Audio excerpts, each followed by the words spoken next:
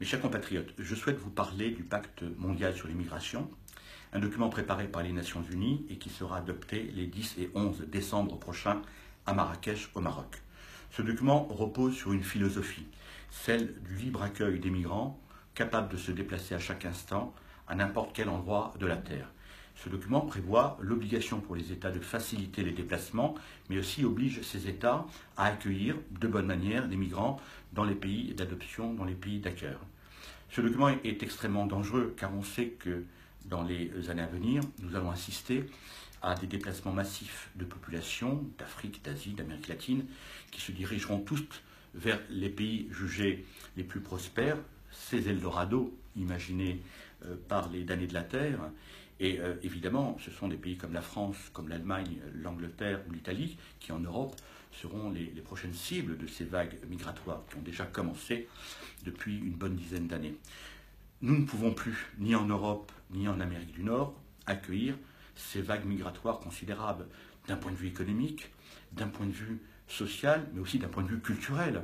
Nous ne pourrons pas admettre que des centaines de milliers de migrants puissent venir dans un continent comme l'Europe, au risque de bouleverser les grands équilibres ethnico-culturels de notre civilisation.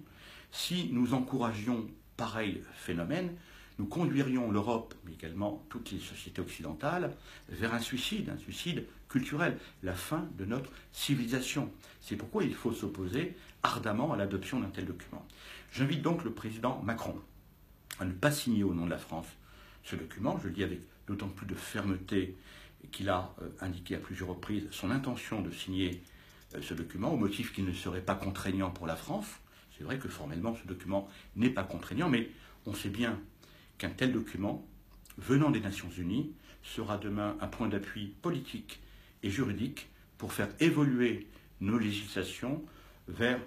un tour beaucoup plus favorable à l'accueil des migrants. Il est donc important que nous puissions tous nous mobiliser, chacun d'entre nous, sur les réseaux sociaux, en parlant de ce pacte mondial sur l'immigration autour de nous, en agissant auprès de nos élus,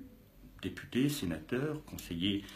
généraux et conseillers régionaux, pour inviter au fond ces élus également à faire pression sur le gouvernement pour que la France ne puisse pas signer ce pacte mondial d'immigration, comme l'a décidé d'ailleurs les États-Unis, Israël, la Slovénie,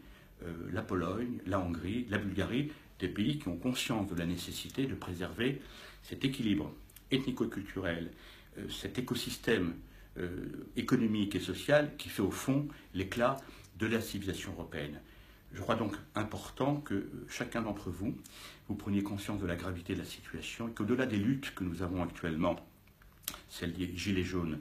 toutes les revendications sociales et économiques que nous portons aujourd'hui partout dans nos rues, que nous ayons aussi à l'esprit ce combat-là, qui est un combat existentiel, qui est un combat culturel que nous devons mener et gagner.